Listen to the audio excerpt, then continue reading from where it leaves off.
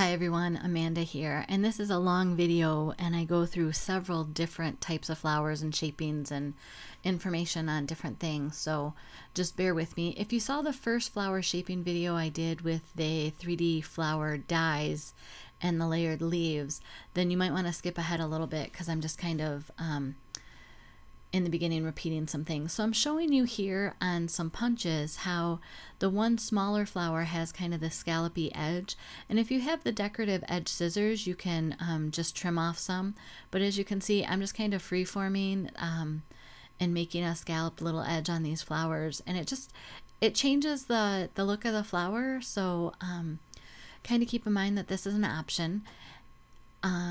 There'll be a lot of these little things that I think about as I'm working. So these punches here I thought were snowflakes, and ugly snowflakes at that, but I use them for steaming in the middle of flowers, so yay. And then these are some of the other small ones that I use for centers of flowers. I tried to do bigger images, cuts, and that just so that you could see them better. These are the brushes and also the blending tools that you can use to add color to your different projects. I think both of these have their usefulness, and the tool works better for some applications than others. For the most part, for flower shaping, I'm using the brushes. So as we get started here, this is that's just water. Some of that's for cleanup, some of that will be for shaping the 3D flowers later on. Here I'm showing you some foam tape. I don't use any today because I'm focusing on flat flowers, more flowers that I use in scrapbooking and that can be sent in the mail without extra postage. I like art glitter glue, liquid glass, the score tape, and then these are some of the tools that can be used. You just find what works for you. When I first started flower shaping, I used the McGill set, and they have the reverse tweezers. If you don't have reverse tweezers, you can use paper clips, and those work really well. Sometimes they actually work better to hold things. Close to my heart, I had this shaper, the black and silver one, and I found it when I was unpacking things and absolutely love it. This is an old quilling tool that Close to My Heart used to sell, but again, you can buy a quilling tool at your local scrapbook or hobby store, and I recommend don't go cheap on your quilling tool if you're going to make these. Go ahead and buy the $5 or $7 one with your coupon. So then I have these two foam mats. It's kind of like a real thick craft foam. It has that density of a craft foam, and you're going to need something like that. I also found sometimes that if you use some soap on your dry embossing stylus, it helps it glide over the paper. So here's some of the cuts that we're going to be doing. Some of these were done in the first video, and some of these will be done in the next video. Like I said, today I'm concentrating on the 3D flowers, or the flat flowers. The next one will be on the 3D flowers, which are great for packages or ornaments or gift kind of things that don't need to go through the mail or aren't going to be in a scrapbook. And you can kind of see the preview of a couple roses there. So I'm going to jump off with the Lilac. This is a 4-part lilac from the Cricut Flower Market cartridge. It's one of my favorite flowers in real life, and then having it with the Cricut just makes it really cool.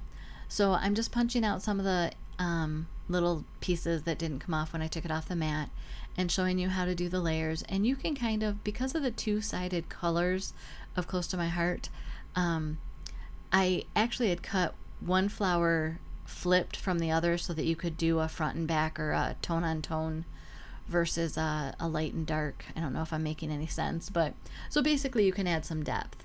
So I did some shaping with those, and I'm not sure where the video footage went of that, but you basically just take your dry embossing stylus on that foam mat and press it in. And that just kind of curves some of those petals up from that top layer especially, and makes it look more lifelike. And if you ink the edges like I did, it also, Close to My Heart has a white core, so it takes the edge so that you don't see the white core. So now I'm moving on to, I call these a hibiscus, and I did one in white and one in color. Again, you can see the two-tone cardstock there, that's just front and back. And I chose this because I wanted to give you options for when you make your own flowers if you don't have the right cardstock color, just cut it out in a neutral, and as long as you have the right ink, you are good to go. And also you can use spray colorings on this, and I just used a little sapphire to make that center of the hibiscus dark, but I didn't want it exact, you know, as far as just one solid color. I wanted it to have lines and look more natural, I guess I'll call it. And here I'm taking the brush and I'm pushing in from the outside, so it puts more ink on the edges of my shapes, which is what I want as well. So depending upon how you move your brush, and you'll see that I'll do some pouncing techniques on different flowers, and I'll rub from the center out or from the outside in. So it's really what effect you want to get with your end result, and just have fun with it.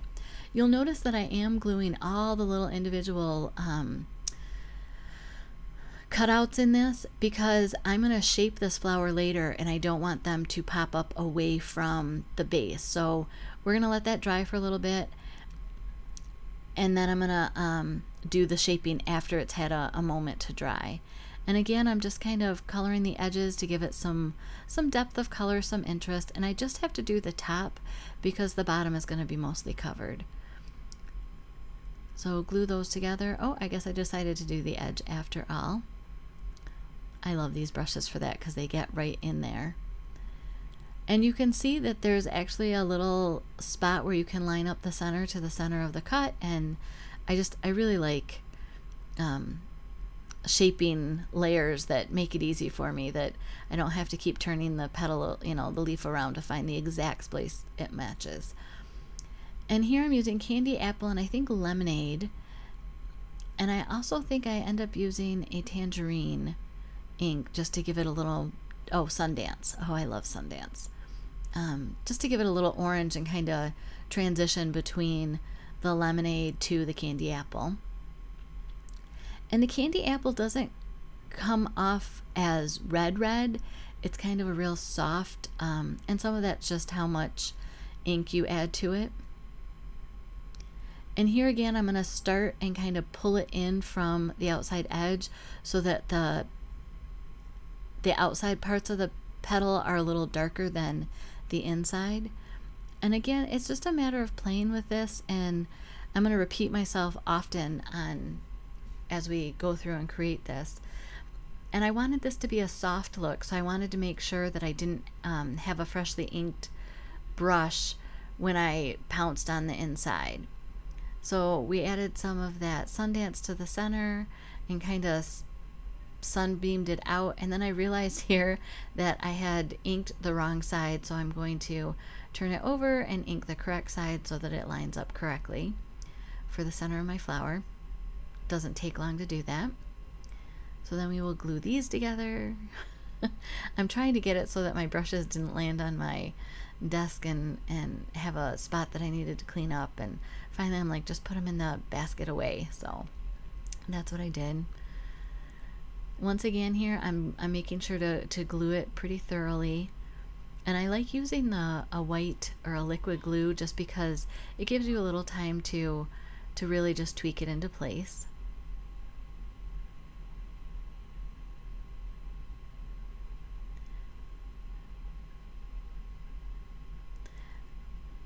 For me, these feel tropical, these feel warm, these feel summery. Florida, and now that we're in California, it's a California thing. So you'll notice that I kind of pushed the inside down a little bit from the front, and now I'm almost like you curl a ribbon for wrapping a gift.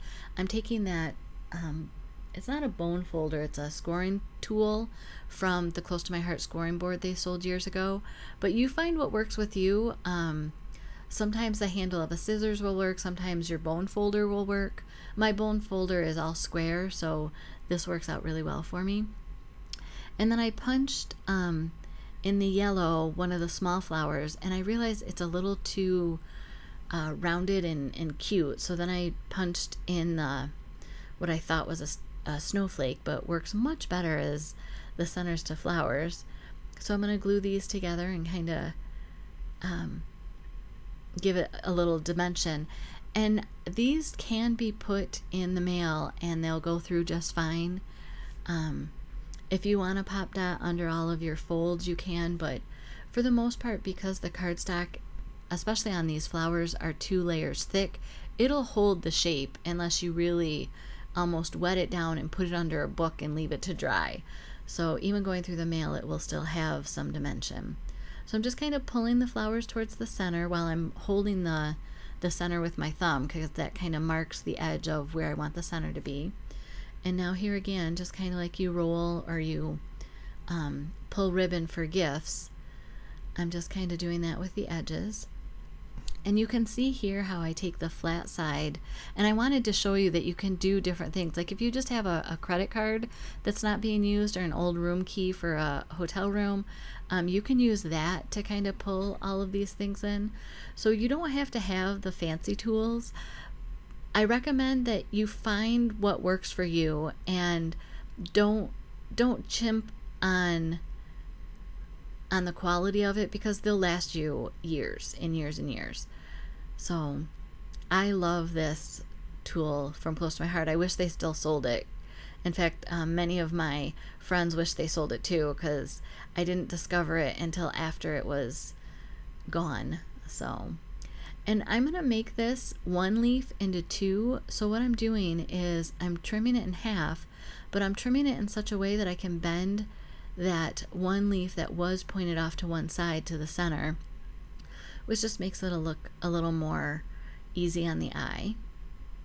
And then you just line it up however you want on the back. Use my reverse squeeze tweezers to hold that into place. And this is a place where, again, a paper clip would have worked fine. Just sneak that paper clip in on the inside and it would have worked great. So again, I'm cutting the leaves into 2 parts, so that if I wanted, I could use 2. And I like to have the leaf bumped up in the front and curving back. So you always do that from the back side of your cardstock. So you just have to be mindful of what look you're going for, whether you want your bump up or bump down, and that determines which side you dry emboss. So now we're on to another flower. And again, here I did some in color and some in white, again, to show you that you can make your own colored flowers. And I'm just adding a little bit of, I think this is grape, it might be sangria ink on the outside edges. And this I'm not necessarily looking for just the outside edges to be darker, kind of just an overall hazy effect, so that it's not a stark solid color cardstock. And then I decided to use green for the center instead of a yellow, and it takes the edge off the sharpness of the yellow and makes it look nice. And if you haven't seen before, I have these shop towels that I cut into small rectangles and store on my desk, and they're perfect for small cleanup. So now I'm taking a piercing tool, and you can take any straight edge that you want, and kind of pinching the sides of the petal around the piercing tool. And some of this takes just a little getting used to your fingers working together and how you want to do that. You'll notice, like on a couple of the petals I had a little more difficult. They wanted to bend off center, and you just slow down and do what works for you. But I've been doing these kind of flower shapings for a long time. So now I'm taking my scoring tool and using the end of it. So instead of using the piercing tool to fold it in the middle, I'm just drawing a line down those. And then I'm shaping both of these, and I'll glue the top to the bottom. And it just kind of is starting for the muscle memory of the paper, if that makes any sense. And after these have a minute to dry, I'll actually go around the outside edges. And this is a shaker. It's from the shaker set where you make a shaker card, and you get extra pop dot in the center of it. So I was just grabbing that, and you take your piercing tool to kind of separate the glue from each other, and it just works better. So now you just assemble your flowers. You can decide to offset it or to put them right on top of each other. I decided to offset it on this one. And again, this will be in a scrapbook. This can go in a card. Here's some leaves, and these came from, I think most of the cuts that you're seeing came from the Cricut Serenity set or the Cricut Flower Market. And I will have a link to all the Cricut image files. And if you purchase through that link, then it doesn't cost you any more money, but I get a little bit of a credit for it. And I would appreciate that if you decide you need to have these image sets in your world. Inking the edges, just again, to take the starkness off of the solid cardstock and make it look a little more realistic. And I'm trying to be careful and glue a lot of the small inner cut pieces down in this file. Just lay it on with the liquid glue. You have a little bit of time to slide them into place. We're going to set that off to the side and let it dry for just a minute. And now we're going to get the white one. And I love the desert rose and scarlet, I think. Maybe it's cinnamon. But they work really well together. It's like one's just a little darker of the other, but it's in the same gray tone family. So these are fun.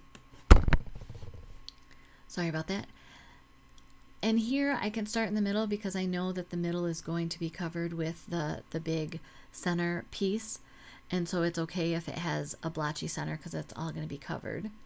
But it's just kind of being mindful. And I just wanted to show you some of the difference in coloring. This is Desert Road. The other one was, I think, the old color Hollyhock. So,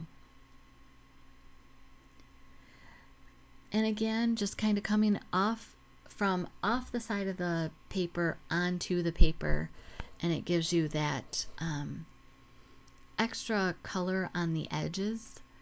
So now I'm going to, I believe the cinnamon, I didn't happen to look at the color when the video went by. Same kind of technique, just turn. And if you're afraid to get inky fingers, well, you're going to have to get gloves or hold it with a stylus, but I'm not afraid for inky fingers. It just means that I've had time to play. And you can go as long or as little as you want. And here's where I decided to go ahead and do all green for the center. And I'm choosing avocado, and that just goes really well with that cinnamon and desert rose. So this is the base, and I'm going to make it a little lighter, and I'm just dragging the edges through so that the white edge doesn't distract me. And then I decided that I'm just going to lay this right down into the ink pad to do it so that all the ink stays in the ink pad instead of having to clean up my mat fully or waste any ink on that little mat. And here you just dot some glue down. Again, we're going to let this dry before we fully shape it. And right now it looks kind of stark with the center against that flower, but once you add the leaves to it, it gives it the grounding that it needs. So here, just adding that same avocado to the leaf, and I'm really making it a little darker again to coordinate with the center, but I don't want it a uniformed color. I want more natural looking. And I'm doing some of the back because I think I decided that I wanted to curve it the other way so that it was pointing the other way. So I needed to do both sides for my front and back. And here you can see that you just kind of, I pull from the outside. I'm actually going around the edge of each of these flowers on the leaves to curve them up. And again, I'm just taking that embossing stylus and just drawing a line down the center, and I'm using my finger because it's not quite as a steep of a bend. It's a gentle bend. It's not so up and down. I don't know if that, I'm not describing that well, but it's a more gentle curve on the flower than the first one I did that is a real sharp corner. So just kind of dry fit, see what I want to do. Now I'm going to do the outside edge to kind of give it some shape. I'll put a pop dot in the center, and you can see that the outside edge just hides that pop dot. And we'll put that on the center flower and then just arrange the others just like I have. And I don't know if you know this, but on Facebook you can, or on Facebook, excuse me, on YouTube, you can change your playback speed. So if you are, you know, kind of want to flip through videos, you can change your playback speed to be slower or faster. I know I like to watch most YouTube videos at about 1.75 just because then I can get more content in less time. I don't normally cut these apart, but I wanted two kind of separate areas of flower or leaves on this and didn't want to use a whole nother leaf for it, so I just cut it apart and I'm going to attach it to the back, and that just gives you a fuller look with just one cut, if that makes any sense, kind of stretching your embellishment. And it also takes some of the bulk out because you're not putting it all in the center of the back, you're kind of spreading it out to the leaves.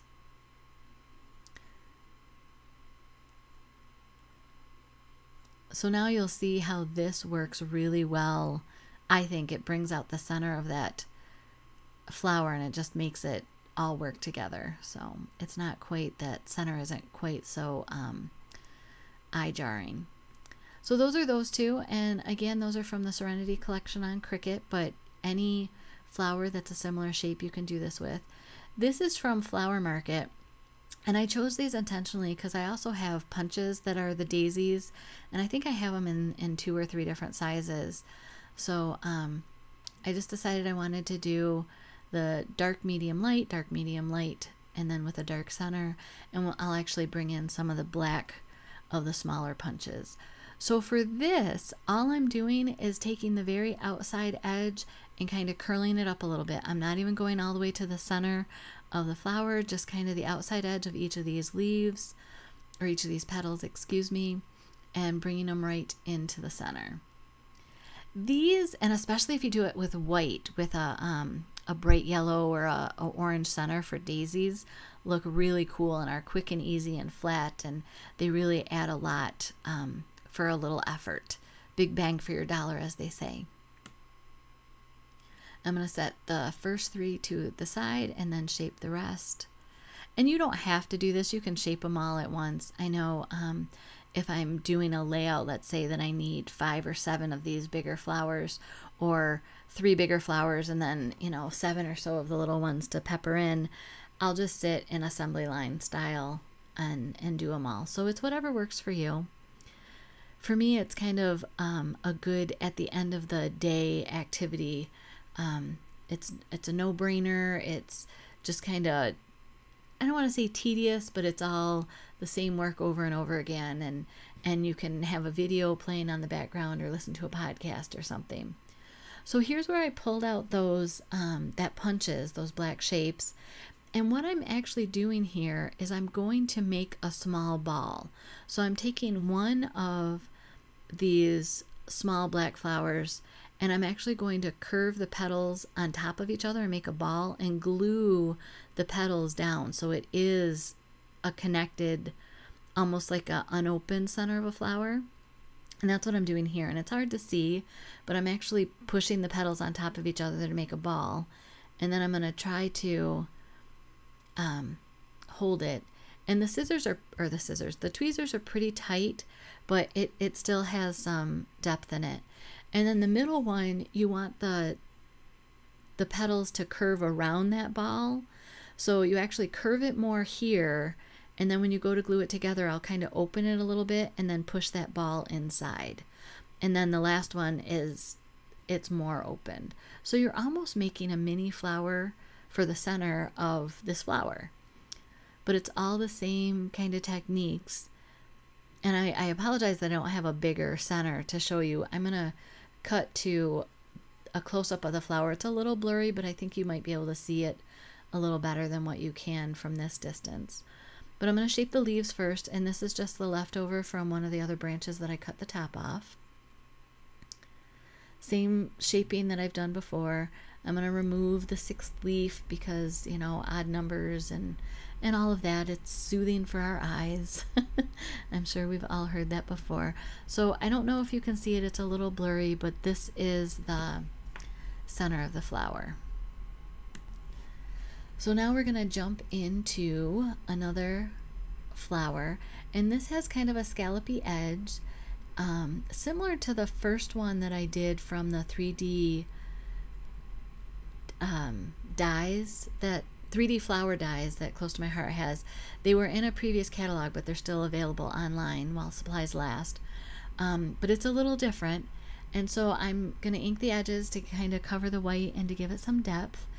And on these, it's kind of in pairs. So you have, I think, one big, two of the next size, two of the medium, and then two of the smallest size.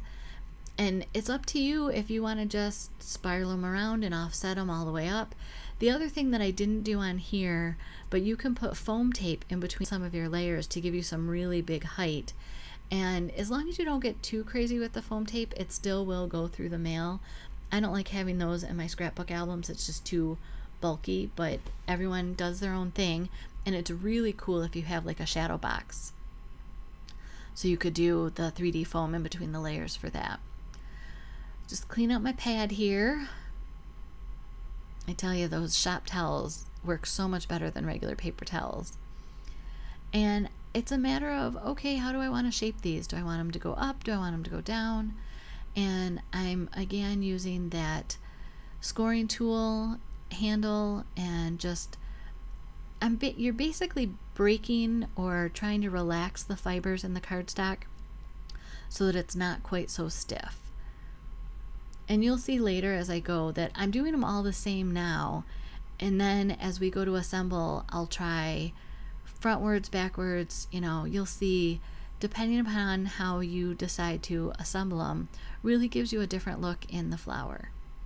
And here we switch back to the embossing stylus. And like I said, they have these same, you know, it's not the same tool, but you can get the same effect, and you actually get 6 different size balls on the end of a stylus tool from McGill.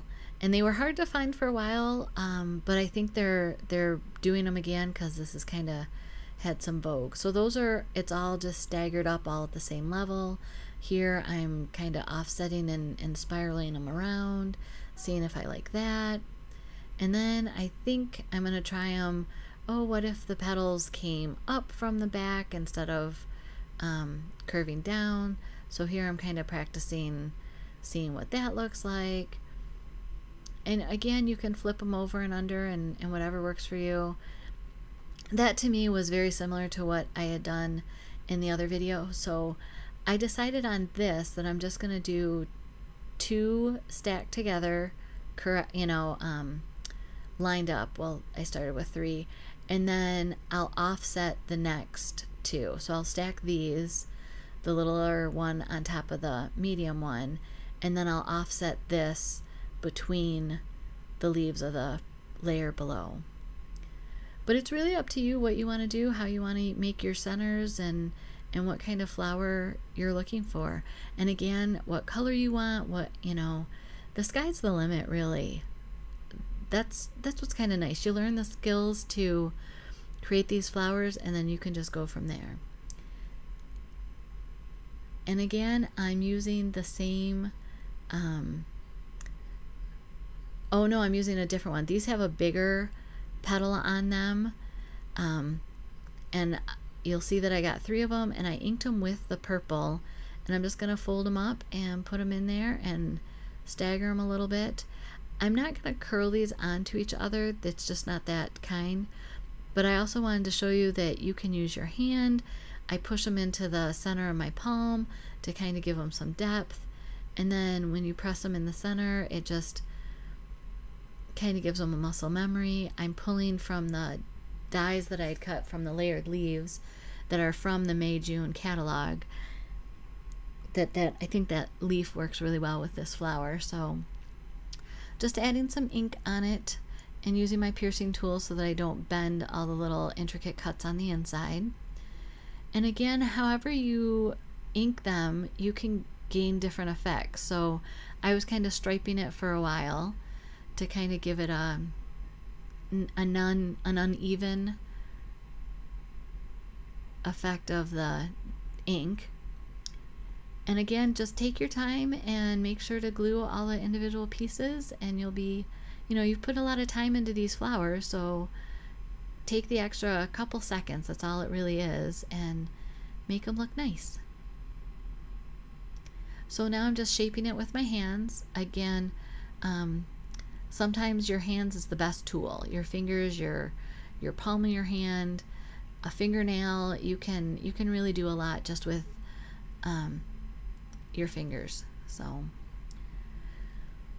all right, so we're gonna jump into another flower here, and if you're still with me, this is the last one, and this is a succulent, and I really like this. I actually made another succulent out of purple, and I edged it with, I want to say green, and it's subtle, but it works really well. This one is in a, I think it's Lagoon is the cardstock I cut it out of, and then I'm going to ink it in the Desert Rose.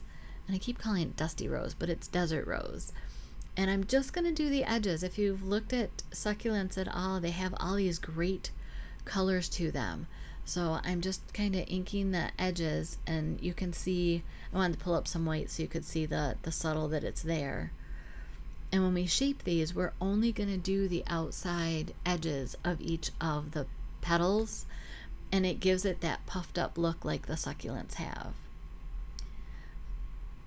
So we're just whipping through this, and it's funny, I have all these flowers now in a bigger size, and I'm thinking, okay, I gotta find some photos for scrapbook layouts because they're a little big for cards, but maybe I can get one on a couple cards and it'll just be the whole feature. Put the flower, put a sentiment, card done. But we're still packing or unpacking boxes and finding homes for things and trying to get ready for painters to paint the house. So we're doing some prep on the outside of the house. They're going to do a lot of the prep, but there's some old cable lines and wires that are attached to the outside of the house that they won't remove, that we want removed. So we're trying to do some of those things, and some of the trees and shrubs that are up around the house that we know are going to get removed in our future landscaping project. We're trying to push and get those out now, just again to make it a better paint job and easier on the painters. So these last little two, the reason why I cleaned my mat is I didn't want the back of them to get too inky and maybe accidentally take away from the feel of the flower. So, and just do a little bit there. Clean off my mat. I'm sure I'll roll it up and put it away. That's just how I work. I clean up my spot. I went to a crop one time, and before I went to bed, I tidied up my spot so that the next morning I could come in and it was just nice. So here, it's hard to see on the smaller petals, but I'm just doing a really small steel ball on just the outside edge. I'm just trying to curve over the outside edge of these. And as we get into the bigger petals, you'll be able to see that more. And as we get into the bigger petals, I'll change what size tool I use just to make it look better. And sometimes you have to dot the center to just get it to lay a little flat, because I just want the petals to overturn. I don't necessarily want a cupping in the whole leaf structure itself, just each of the individual petals. And I'm trying to keep these somewhat in order, just so I don't have to go back and do all the dimensions again. And I'm doing this and talking. I think I had a child come in and have a conversation with them. So that's why you sometimes see there's a delay in what I'm working on, because I'm talking to a child. But that's okay. Life of mom, and they're not going to want to talk to me forever. So I need to enjoy this time while I have it. So now you really should be able to see that it's just the outside edge. And it's just curving it under, kind of like what I did with the centers of those one flowers that then I put pop dots in it. But we're not going to need to put pop dots in it. These will kind of hold their shape with the ones underneath it. So almost done here. And if you stayed with me this long, I would love it if you could give me a like And if you're not a subscriber, that would be awesome if you want to subscribe and you can see what else I'm up to. Here I'm just kind of shaping a little bit some of the bottom layers, and that's just to set the tone for the rest of the flower. I don't think I end up shaping all of them that way, because for me the succulents are a flatter, but they have great colors, so that's what we're doing here. And this is where I'm taking my thumbnail, which I broke my thumbnail this weekend while we were out playing in the dirt, so I don't have my thumbnail to hold the shape on flowers anymore. So I'm glad that I got this done earlier, huh?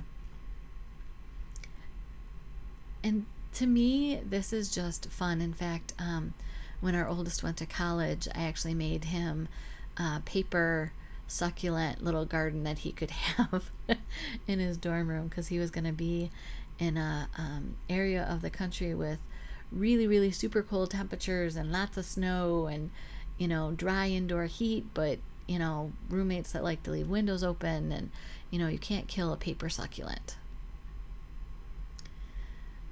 So you'll get a quick look at that. I really like how that turned out.